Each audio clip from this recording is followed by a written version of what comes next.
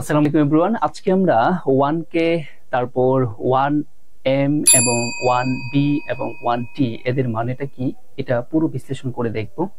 বর্তমান সময়ে ব্যাংকের পরীক্ষাগুলোতে এখন একটু আধুনিক হয়ে গিয়েছে। কেমন 1K মানে তারা 1000 না লিখে লিখছে হচ্ছে 1K। তার মানে 1K মানে হচ্ছে 1000।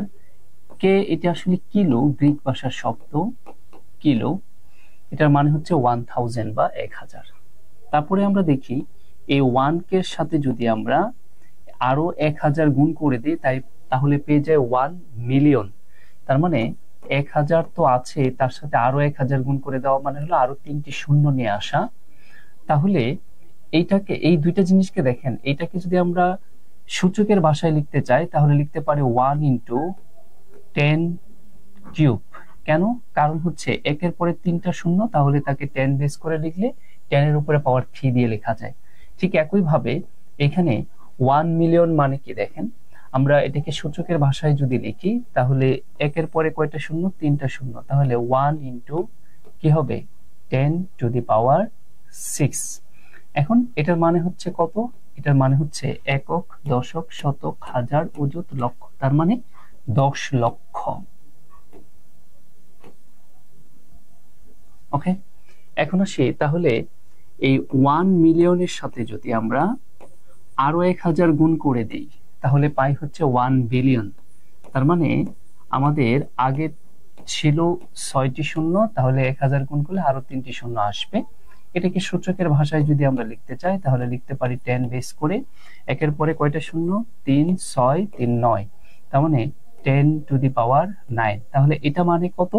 এটা মানে হচ্ছে, একটু খেয়াল করেন, একক, দশক, শতক, হাজার, অযুত, লক্ষ, নিযুত, কোটি। তাহলে এখানে 1 কোটি। এখান থেকে আবার শুরু করি, একক, দশক, শতক, তার মানে 100 কোটি। এটার মানে হচ্ছে 100 কোটি। ঠিক আছে, এবার আসি 1 বিলিয়নের সাথে যদি আমরা আরো 1000 গুণ করে দেই তাহলে পাই হচ্ছে 1 ট্রিলিয়ন। তার মানে আগে থেকে তো আমাদের ছিল এখানে 9টি শূন্য, তার সাথে আমাদের আরো 3টি শূন্য যোগ হবে। তাহলে এটাকে আমরা যদি লিখতে পারি 1 ইন্টু 10 টু দি পাওয়ার, একের পরে কয়টা শূন্য? 3, 3, 6, 3, 9, 3, 12, তার মানে 10 টু দি পাওয়ার 12। এটাকে তাহলে আমরা কি বলতে পারি, কত বলা যায়? খেয়াল করেন, একক, দশক, শতক, হাজার, অযুত, লক্ষ, নিযুত, কোটি। তাহলে এখান থেকে আবার একক, দশক, শতক, হাজার, অযুত, লক্ষ, তার মানে 1 লক্ষ কোটি বলতে পারি।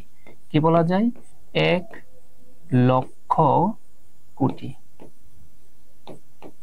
তার মানে বর্তমানে আধুনিক ফর্মগুলোতে আমরা দেখতে পাচ্ছি যে ইদানিং কালে এইভাবে কোশ্চেন আসছে যে 1000 না লিখে 1K, কিংবা 10 লক্ষ না লিখে 1 মিলিয়ন বা 1M। তার মানে এখানে এমটা আসলে গ্রিক ভাষার শব্দ, সেটা মেগাস থেকে এসেছে। ঠিক আছে, ঠিক একই ভাবে এখানে বিলিয়ন, টি মানে হচ্ছে ট্রিলিয়ন। ওকে।